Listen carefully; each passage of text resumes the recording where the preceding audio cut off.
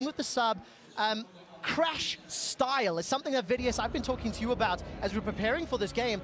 Where do you think 1907 Fenerbahçe will lean? You know, will they try to go a little more aggressive early and lean into Crash's strengths, or you know, do they stick with that Sejuani that had mixed results from last week? I think they should tunnel all into the Crash style. They get him on an early game jungler, something like the Rek'Sai, maybe something aggressive like the Nidalee or the Ezreal once again, and just go all about that early game, because weaknesses from Samsung have been demonstrated when they do not have the early game control to then turn that into late game leads. I definitely agree with you. I mean, they tried a little bit to make Crash play move style and go a bit slower, but that's not how they got here. That's not how they got to the group stages of Worlds. It was really embracing Crash and his style, which means going hard in paint early in the game. Ban's about to wrap up. Gragas, Ezreal, and Jarvan removed from the side of Samsung Galaxy. For the 68th time at Worlds, Kalista finds herself on the ban list, followed by Talia, obviously targeting Crown, and they've got one option left. Janna's still up, Lulu's still up. What are these power picks? I've seen this pick ban strategy before, where you ban your own jungler away that you lost with last time, even though they switch out the player. Still, Ezreal finds himself up there for Samsung. I mean, we talked about Crash, and we talked about the style, and that is the type of champion you know, that could kind of have that early game impact. Samsung now have a choice as to whether or not they want to commit to the Jarvan. Oh, but by actually early picking the Xayah, they're forcing 1907 Fenerbahçe into going for the Rakan. Because remember that right now it's all about the Ardent Sensor meta, and people would love to get their hands on either the Janna or the Lulu, but Rakan does well into both of them, especially when paired up with his lover. One of the things, too, with Rakan is that he is squishy by going Ardent Sensor. So, yes, you get to have both worlds of I can engage and I can also bring an Ardent Sensor to the team, but it is at a cost that you have to be a good player to work around, and you have to have good timing. We've even seen the good players fail at this, especially after the nerfs to Rakan, kind of slowing the speed down a little bit. There are openings now where you can play around this champion, you know, after the adjustments that they made to it, and we'll see, because Janna has been one of the good ones at doing it with her full reset. Well, so many tools in Janna's kit to do exactly that. But what I do like seeing on my screen is two early game junglers. We've got the Rek'Sai locked in for Crash. It'll be his first time here in the group stage playing it. And Kha'Zix for Ambition. But it's going to lean a little bit into that Crash style that we touched on, Vidius, as Tristana closes out phase one. I think it gives a nice bottom lane for 1907 Fenerbahçe as well. Interesting that Crown is picking the Kha'Zix here. Was talking a little bit about him in my picks to watch before Worlds even started, and how he often picked it into things like the Jarvan because of his early ability to skirmish. But here he's saying, you know what, I think I can also match the skirmish power of a Rek'Sai, and we'll see how that works out for him in terms of the early game. Second ban's coming through pretty quickly here. Mid lane focus, taking the Lucian out very early is 1907 Fenerbahçe. In response, though, the Syndra and some of the more meta control mages here from Samsung, it looks like. I think Crown would be fairly happy to play Cassiopeia or something and have some good backline threat. Looking at champions like LeBlanc as well, we saw it being banned earlier in the day, and from RNG. And I imagine that both these mid laners will not be afraid to get their hands on that kind of a mid, especially with so many taken off the board. All right, let's find out what they prioritize and who gets that counter pick opportunity. Quick update on Ambition's Kha'Zix. 10 games played, 9 wins, 1 loss career-wise. And 1907 taking their time to figure it out. Going to be locking in this Galio. Still has that flex possibility as well, which is safe, gives them even more options at this stage of the game. That's the thing I really like. It's something we highlighted a lot when the Gigabyte Marines would focus as champion, right? It provides a lot of mobility and a lot more potential for surprise plays. When you have Rakan engaged with the Galio on top, suddenly it is a bit easier to go for those engages and still have the Ardent Sensor and not worry as much about being so squishy, because you've got this big Galio, you know, coming to save the day right behind you. Well, big Galio going into big Cho'Gath.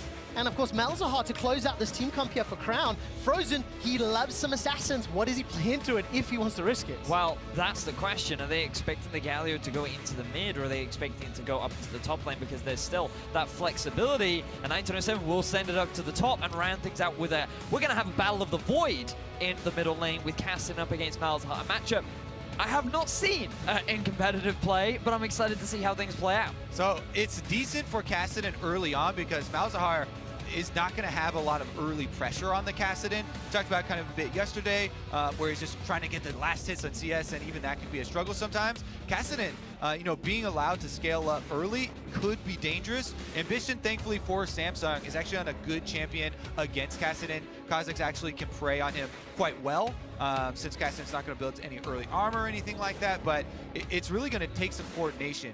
If Crown just survives and gets his ult off and Ambition is around, that's where you can see, you know, the Kassadin aggression turned around sometimes. I think also Malzahar is just naturally good at locking down high mobility targets. And when you look at this composition as a whole, there is a lot of mobility. Rakan, Tristana, Kassadin, Galio, so many champions that are really good at just dashing in, dashing out, moving from one side of the map to the other, something that a Malzahar could just very quickly lock up and allow Ambition to shred through. You only get one.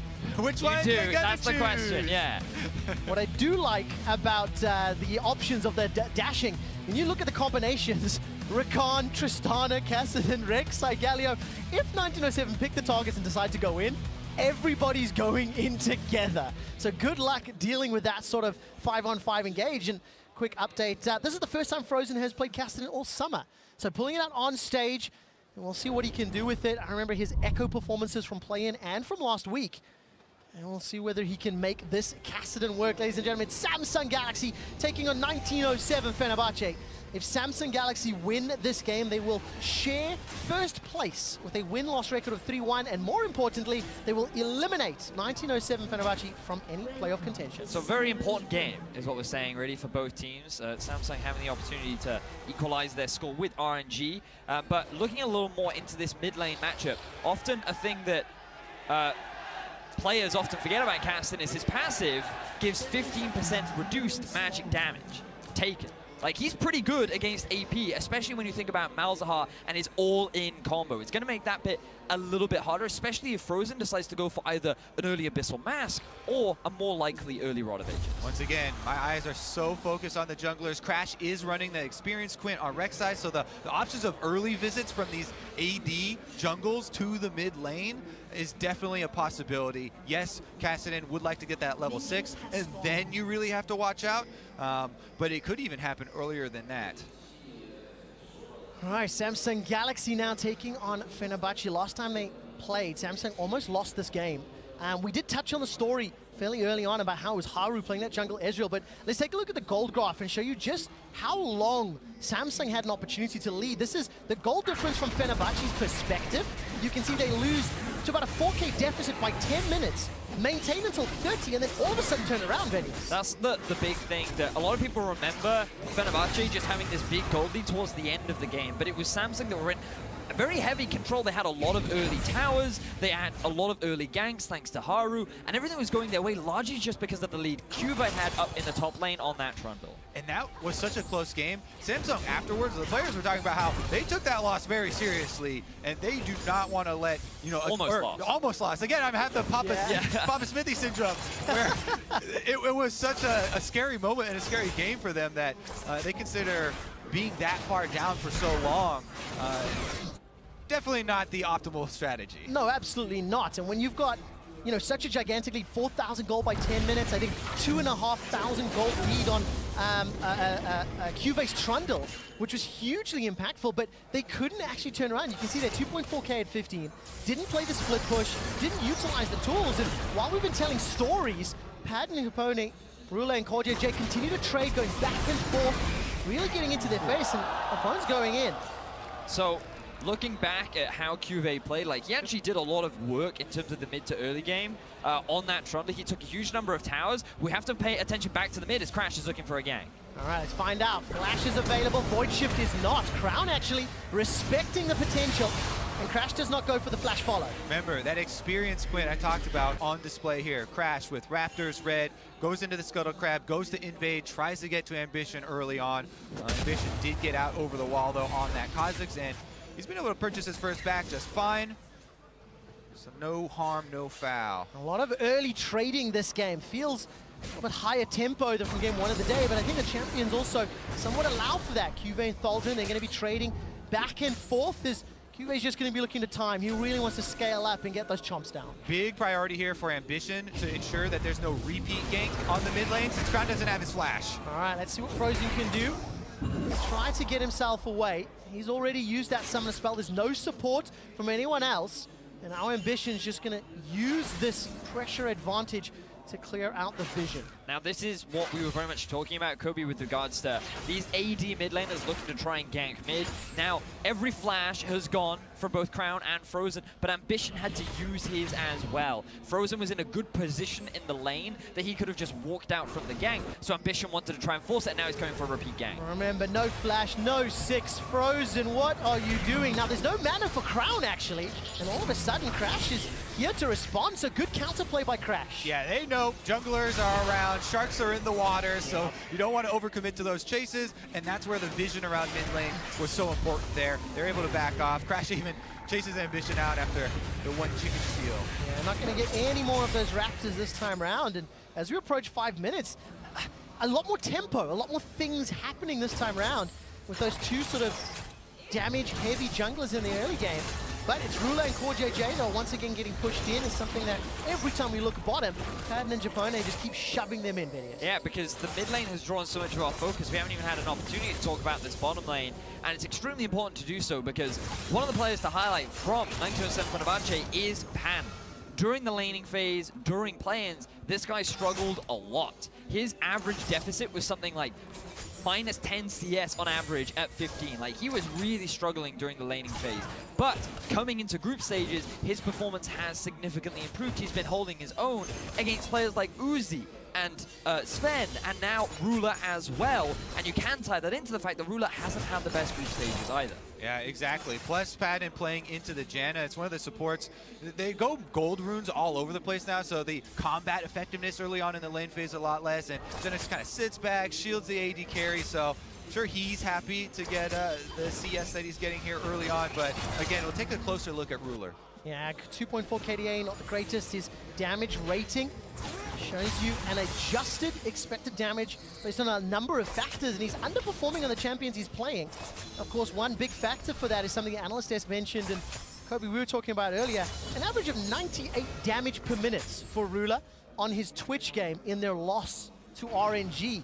Tells you how heavy-handed that defeat was. But it was also one of those situations where he never really got an opportunity to fight or utilize the strength of Twitch, and he was in a really disadvantageous matchup. So while it certainly is a low value, I can also understand how that value came to be. Oh yeah, it tells a story, all right. It tells a story of an AD carry getting dove over and over and over.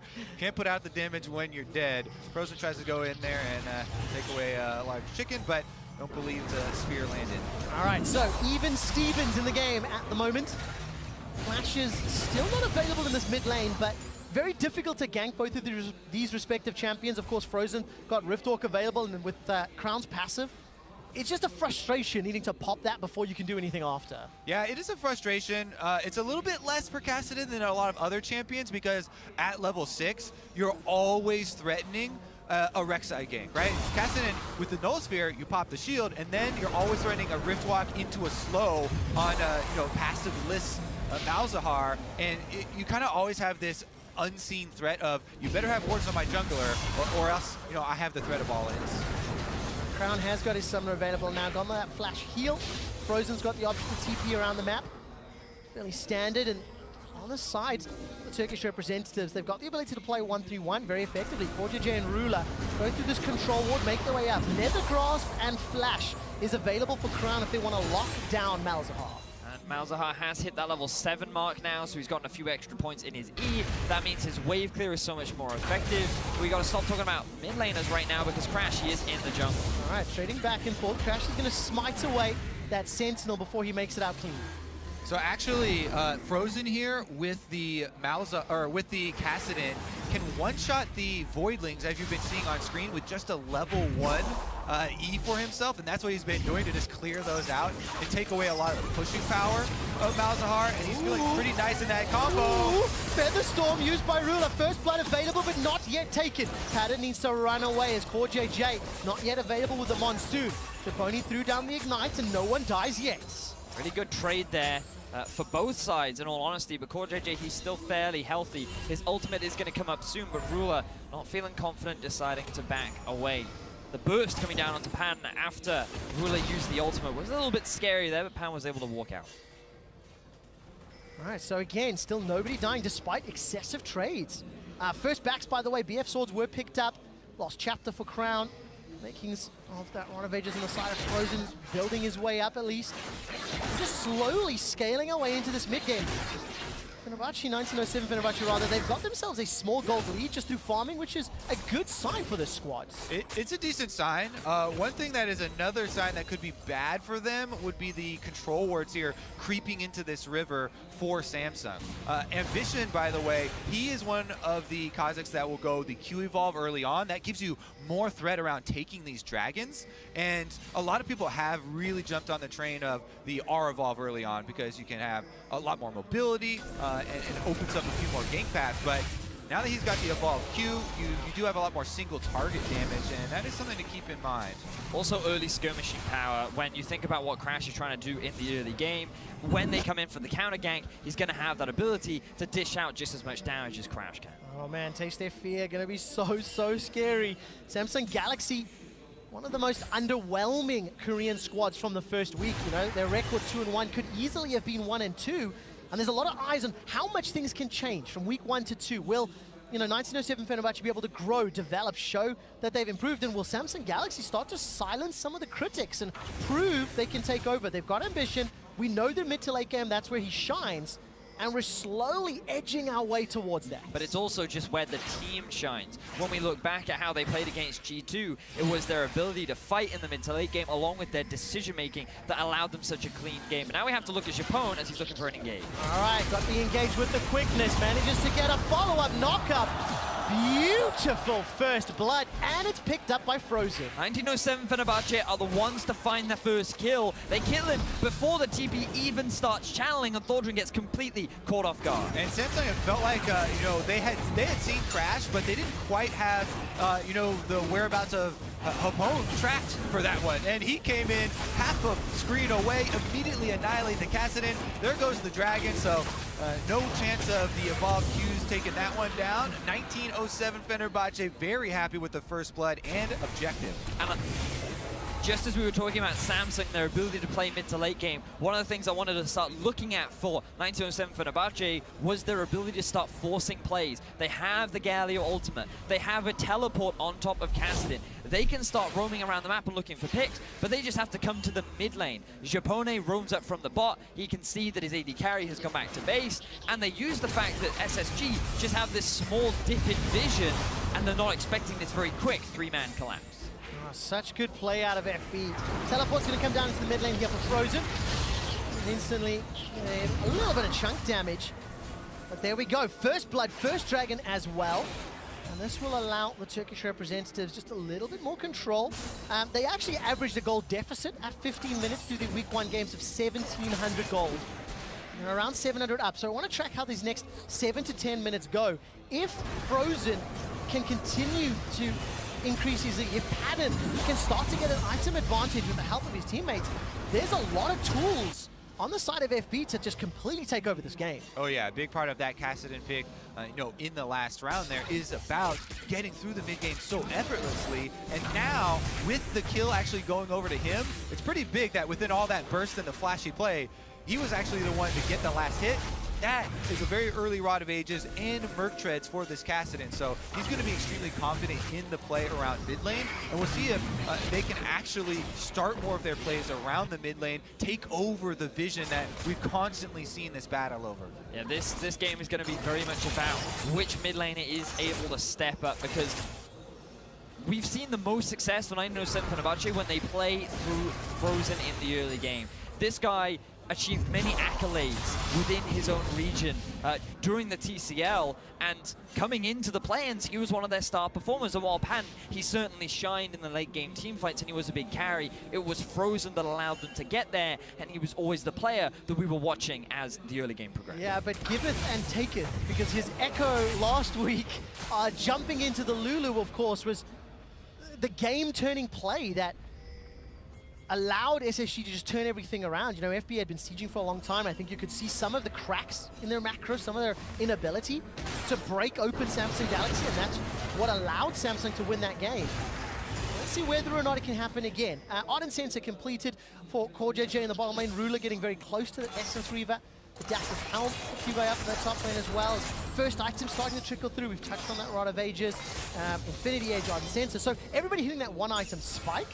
And now we're going to get into these mid-game team fights. Yeah, we look at item spikes. We also got to look at some of the wards that are lit around the map. CuVee, you were just talking about them. For deep vision, that is gained through priority in the middle lane. And typically you don't always expect that from a Kassadin. But because he got that first blood, and because of the constant pushing power in the bottom lane, Crash has been getting these deep wards in and giving Frozen a little bit more freedom as he plays very aggressively towards ambition. Yeah, he's got some backup here as Crash as well as Japone are around mid lane once again to defend that vision. And it's one of the big points that we always bring up is people, very often a lot of the early game deaths will be over a control ward. You know, these fights over vision are very real stakes, and people are often willing to even overcommit to them. As we saw there, though, they did have some backup, and it was necessary. Well, there's 2 teleports on the side of FB. Of course, Thaldrin's still available. Frozen's is on cooldown. We've actually not talked about the top lane at all because it is that tank v tank Galio v matchup. Cho'Gath, man. It's even CS here between Cho'Gath and Galio, but we're getting to the point that they're now going to get involved, right? They've got their items, they've got their TPs, and anytime an initiation breaks out, let's see who's going to be quicker on the trigger finger and whether or not Thaldrin's heroic entrance will be pivotal. Yeah, because while the champions themselves could be game-changing, you've also got to look at who the players are, because for Thaldrin, he is the big captain for FB. He was the guy that led them through the playing stages and is often the father figure, the guy that they can rely on to keep their confidence up. And CuVee, he was considered one of, if not the best top laner coming into the tournament. There was a lot of praise. We've seen him get amazing outplays last week in their game versus RNG and G2, and both eyes will be on these top laners to not only see what they can do with their champions, but also in this game. All right, where is the initiation here for 1907 Fenerbahçe? They've got to defend against the 3-man push. CuVee's the first to arrive. Padden did not leave the bottom lane. It's chip damage on the mid, but nothing more. Yeah, as threatening as Kassadin is, you know, in a 1v1 scenario or chasing people down, again, always the weakness everyone will highlight is the wave clear. So a quick little jab there from Samsung to try and get some turret damage, but the threat of the collapse from 1907 Fenerbahçe was just too scary for them, and they do back off immediately. Personal pet peeve, look at this now. Crown's going to get flanked. 3 members, Crash and Japone, coming in for the engage. He feels the collapse coming. He knows it's coming. The tremor sense is going to make it visible. The Gleaming Quill unable to pop the Void Shift. So risky and brave from Crown, but he knows supports coming in through the river. All right, Unburrow comes out from Crash. Ambition decides to leap forward, and Crash blows that flash to get over the wall. Yep, they've got a recall here from Padden. He wants to go purchase right now, so they don't want to fight. They want him to get his purchase off before the Drake spawns. Recall timers are an objective of themselves in the early game because preparation is so big for these objectives. Also look at the TPs. All are now available. Every summoner spell is up. Every player is reaching the 2-item spike that's going to indicate the start of a fight. And this is where Samsung really come into their own as a team. And you see that slight discrepancy in the recalls, you know, plus the slight advantage in the game currently that they have allows Crash to start up this Mountain Drake, and it will be an easy execute. So second dragon for Turkey. This could be very important. Secured there by Crash. In 1907 Fenerbahçe, they extend this lead even further. Talked a lot about the top laners, and Thaldrin was chunked down low. Took a lot of damage from CuVee, who's, again, just farming up a storm. Very comfortable, very happy. And, you know, we're getting into this mid-game, this mid to late game scenario, and 1907 Fenerbahçe get a second shot at Samsung Galaxy, get a second shot at taking down Crown and the boys on what is a very even, very equal footing right now. Might not be as they go for a dive. All right, Chomp has already come down the feast, unable to get the kill. No more mana for CuVee. Frozen, not really going to have enough damage yet. That's at least a summoner spell used. That means Samsung Galaxy are able to escape, not able to take Thaldrin down. Like the teleport from Frozen, just to guarantee the safety of his top laner. If he hadn't had that threat, they might have decided to commit, but CuVee had no mana anyway, so it could have gone either way. Now we have to keep our eyes on the bottom lane. Let's see what will happen here. The tower's the focus. Rulo's going to put some damage down. Crown's making his way in. Remember, teleport's available for CuVee. Yeah, Samsung attempting cross-map plays here. Gank on top side, then walking all the way down to bottom side. Crown and Ambition threatening the dive here but they're going to abort that mission as well, with the vision in between going to dissuade them. So Samsung, a couple of attempts here in the mid game, but fended off fairly quickly. I mean, it just feels like both of these teams are pretty even at this stage. There's a few attempts on both sides. There's a few potential setups, but nothing yet is coming. Frozen going to be able to pop Crown's passive and look for something further. And now I'm looking for the play from 1907 Fenerbahçe, the heroic grand entrance. Rakan dives in, Galio jumps down on top of him, and then that just gives so much space for Crash and Frozen and Padden to clear up whatever is caught in the tons of CC that can come down. Will result in the biggest boom of World's group stages. Other than North America, obviously. Oh! They're not even playing the game, dude. Low Relax. I had to bring a bit of comedy value. It's a slow game so far. We're approaching 20 minutes. Let's backtrack to the game, lads. Now, SSG, they're on track to get themselves their first tower of the game. And they got options because, of course, their mid tower is being chipped down. The top tower is being chipped as well. 1907 Fenerbahçe going to be in trouble as Frozen's going to get locked down and shut down by the Nethergrass. Teleports channeled and cancelled from both. And that's the first kill for the third LCKCs. Great move. They're finally able to find the play around mid lane and punish Frozen here with that crowd control from Malzahar, immediately locking him down. As we said, ambition on the Kha'Zix gets to bring that damage to cut right through him. Lethality already picked up for him, so he really can make that one work.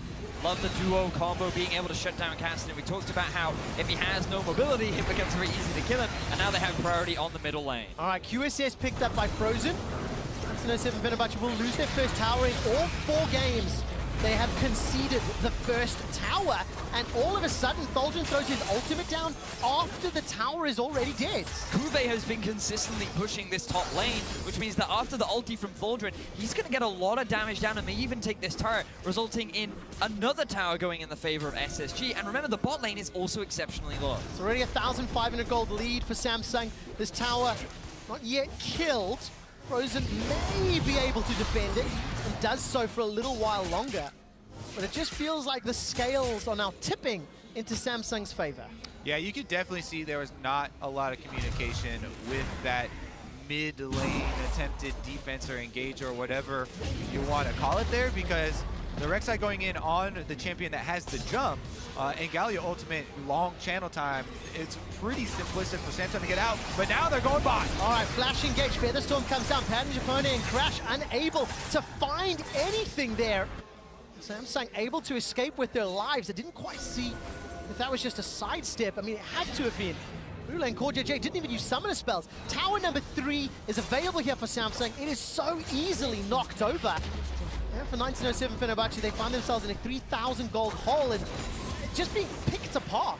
And initially, we wanted to see from FB them playing the Crash style, play the early game. They get a flash out from the ground. We think, oh, they're looking to try and make level 6 plays. They're trying to be early aggressors. But now they've slowed the game down.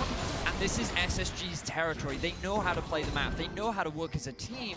And they're capitalizing on the lack of experience, to say, from the side of FB. And it's definitely moments like that where you feel for the team, right? Crash is an emergency sub for these guys. And yes, he can communicate with Frozen, but then there's delayed kind of communication with the rest of the team, and it's not a perfect scenario, but they've been trying to make it work, and they are still alive in this game, although Samsung just made such a huge surge. Look at the gold lead now. They certainly have. The one thing that FB can still rely on is that their composition still scales relatively well. The level 16 Kassadin is something you always have to be aware of because of his 2-second ultimate. He's on his way to completing his 2nd/3rd item. You have the late game Tristana too, and Galio is one of the strongest tanks when it comes to this late game point. So it's all about how well can they match up against the team fighting power of SSG. Well, team fighting power gets empowered by an Infernal Dragon at this stage of the game. 2 and 3 items starting to spawn. Righteous Glory picked up for CuVee. Rapid Fire Cannon sitting in Ruler's back pocket versus the Shiv Eye Edge of Padden. And of course, it looks like both teams are fully aware of the positioning. FB, do they want to channel this? All right, Thaldrin's teleporting down towards the mid lane. He's going to look for an engage. 1,700 HP on the Infernal. The engage comes in. That's a 2-man knocker. Here comes the hero's entrance. Thaldrin and Frozen looking on the back line. That's a 4-man taunt. That's another kill for 1907 Fenerbahçe. Rula throws out the Feather Storm. Not going to be able to call the Feathers back, but it's Samsung Galaxy destroying FB. Thaldrin sitting on the front line. Padden gets caught up by the Rupture, forced to run away. He's dodging, dipping, ducking, and diving. He can't auto-attack enough, and Samsung wipe FB. We questioned, could FB challenge the team fight power of SSG, and the answer is no. 2 kills in favor of FB, but 5 for Samsung Galaxy. They get themselves the ace, they get themselves the Infernal Drake, and they're running it down mid. The post 20-minute surge from Samsung, just incredible here, taking over the game, and Ambition, they look so comfortable with him in the game. Great calling from Samsung. It felt like once 20 minutes clicked over, they just went, okay, now we play. Gloves come off, make a few punches, 4 towers, a dragon, and an ace to boot. Now, keep your eyes on the positioning of Ruler, because he was under a bit of scrutiny about his performance so far, but he chunks Crash out. He's not the one being engaged upon it. He's just free to deal all this damage. Still yet to be touched. We get a replay of Crown as he's very happy to see the end of that fight, and then we don't get to see the fight ourselves. So there's the damage, proof to what I was saying. Censored for your eyes, you only get to see that one time. But Ruler, he did a lot of damage, guys. Yeah, very well played, and you know, we were talking about his performance and some of his, I don't know if the word, I don't know if inconsistency is really a fair word, because they got crushed by RNG and he was on a Twitch, so what can you do in that scenario? However, there are some critical eyes being thrown on all 5 members of the Samsung roster because of their week 1 shaky performance, and now that we've entered the mid game good and proper, Samsung are fully activated. Guardian Angel on Ambition leading the way, and they're going to look to shut down and eliminate 1907 Fenerbahçe from World's playoff contention. Consistency is going to be something that is always brought up at Worlds, and it's such an elusive goal in the best of one's group stages. That's why everybody is like constantly chasing this kind of just out of reach. There's so many things that go so differently game to game. This time around though, Samsung going to be able to set up around Baron next with a lot of this deep vision you can see in the red quadrant jungle of FB. That's going to pose a lot of problems now that Ambition also has gotten his 2nd evolution. And it feels to me that Samsung are just in their comfort zone. This is exactly how they played within the LCK.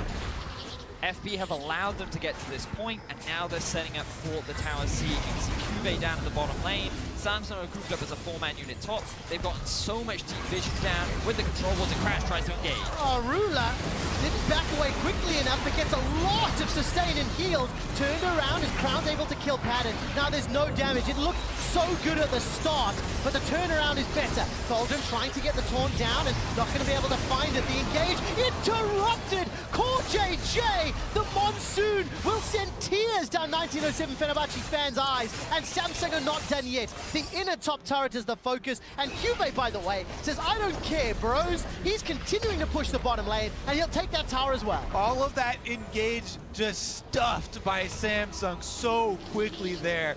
Janna ultimate on point from CoreJJ, but even before that, pulling out the kill 4 versus 5 with the focus onto Padden. Really impressive team fighting once again from Samsung. This is why they were praised for it coming into the tournament. Yes, there were question marks, there were holes in their play in week 1, but the Korean teams always get better when it comes to Worlds. Week 1 performance into week 2, these teams know how to grow. And looking at Samsung right now, seeing how clearly stronger they are in this mid game, especially now that the map is wider, I don't think Haro's going to see another game today. Ambition very clearly leading the way forward. I mean, Crash just gets run down. Infinity Edge completed on that last back. Rula and the rest of Samsung Galaxy just in a dominant position. You know, when I think about top-tier teams taking on these emerging region squads, this is actually the type of game I sort of expect. Don't put yourself in a risky position early. Even if you go even until mid-game, rely on the experience and the macro to take over. And that's exactly what Samsung have done and demonstrated in such clear fashion. It's one of those instances where you think that early dominance is needed to demonstrate your superiority, but the slow patient game can do the same as now Samsung that started off the Baron. All right, is it going to be this? Actually, it's just gone. Oh, they're not even going to get close. FB unable, maybe unwilling, maybe not on the same page. Everybody had flash, everybody had tools to get into the pit, but it would have been 4v5 at best. Exactly. I mean, what are you really going to do? Your jungler is dead. Against a feast smite. Yeah. So it's all going from bad to worse here for FB. And now third items are being completed for Samsung. The gold lead is about 9k. If they win this, they knock out 1907 Fenerbahçe from contention to get to that quarterfinal spot, and Samsung will tie up the score with RNG. Well, that means that FB become heartbreakers. FB, of course, still have to play RNG and G2 Esports. So with G2 picking up that win against the group leaders, we could find ourselves into very interesting territory as the day plays out. Now, before that, of course, Samsung need to use this Baron and break open the base, but their macro and their map play has just been exquisite for the last 10 minutes.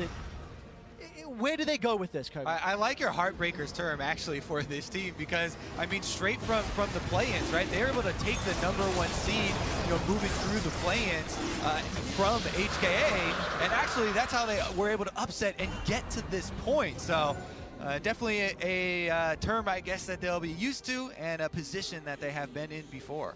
Now we have to keep our eyes still on Padden. While he hasn't had the best game as of yet, something that he was still praised for during the play-ins was his late-game performances. 3 items on the Tristana. He has the boots to boot. He's level 15, and he could still be one of the big carries for the team. Someone that you can never really afford to underestimate as Samsung look to break into the base. Let's see whether or not he can survive long enough against Ruler, Crown, and Ambition. All right, Ruler, Crown, and CoreJJ, though, in the 3-man siege. That was Chunked down Padden. That was gigantic burst of damage. The Storm was available, and Padden really fancies himself another shot. All right, that Void Swarm gonna allow the tower to get taken down, and the base is open. Double Infernal Drakes to the side of Samsung, helping them out with this high damage dealer comp. And by the way, CuVee is still playing PvE. CuVee did not load onto the PvP server. Today it's about PvE. He's looking for the buffs. He's looking for the towers. He's still alone. He's got the tower. But who to FB send? There's no one to send down there. Thaldrin doing his best, but he's always getting pushed back by CuVee. There's a massive minion wave as well. Here's the engage. All right, let's see what they can do. Padden not able to rocket jump over the wall. That could be game-changing. They shut down Crown, turning their attention. Ambition still got GA. That's a follow-up onto CoreJJ. CuVee wall. The interrupt onto Padden. The feast as well as the feral scream takes him down. That's a route now onto Thaldrin. And the fact that Ruler is so fed and untouched, he's looking to close things out. CuVee finally joins the fight, and you see the difference in power. Getting the knockup and the kill onto Padden should be more than enough to allow Samsung to end the game. The Baron buff here doing a lot of work. They just rotate from inhibitor to inhibitor to inhibitor. Now all that's left are the Nexus turrets standing in their way. League of Legends victory by the numbers. Supers across all the lanes. That was one hell of a Baron power play. And Samsung not going to risk making a mistake in the base, not going to risk throwing away any lead that they have accrued, all 12,000 of it. Instead, go back, spend the money. Look at that scoreboard on the bottom, guys. Huge items being picked up. And Samsung, 1 lost siege. That's all they're going to do. Tie themselves for first in the group, go to 3-1. Insta-buy Mercurial from Ruler. That's not really what you want to be seeing if you're FB, but you are at a 12,000 gold deficit, so there's very little you can do about it. Level 18, CuVee coming up huge for the team, and now they're on track to get their 3rd win of the group. Interesting, setting up the next match as well. You talk about the 3rd wins and what does this do for the group. G2 are just coming out of a very quick victory over RNG, and now they're going to be playing Samsung, who have kind of a Samsung-esque win here, right? Yeah. Very calm and collected, even though they did get behind early on.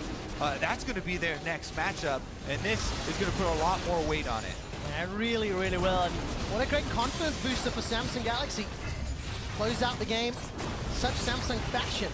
Be comfortable, and we'll see the 2 undefeated teams for today, going head-to-head. That will inform us how the rest of the group plays out. 4,300 gold was that power play as Ruler chunks down Crash. 1907 Fenerbahçe need to defend this base, but I don't think that they can. Silence goes down to Frozen. He buy some time with the Hourglass. Charm comes down from the quickness, but that's 1, 2, 3 quick kills for Samsung. They're going to shut down Padden on the way out as the last man standing is Thaldrin. Ruler is hammering away on the Nexus, and Samsung Galaxy eliminate 1907 Fenerbahçe from Worlds 2017 playoffs. Very clean game overall from Samsung, much more of what we expect from this squad. The last time these two teams met, it was a struggle. FB were able to put up much more of a fight, but this time SSG, they came in prepared, they came in, they played calculated, and they shut down the Turkish representative. You can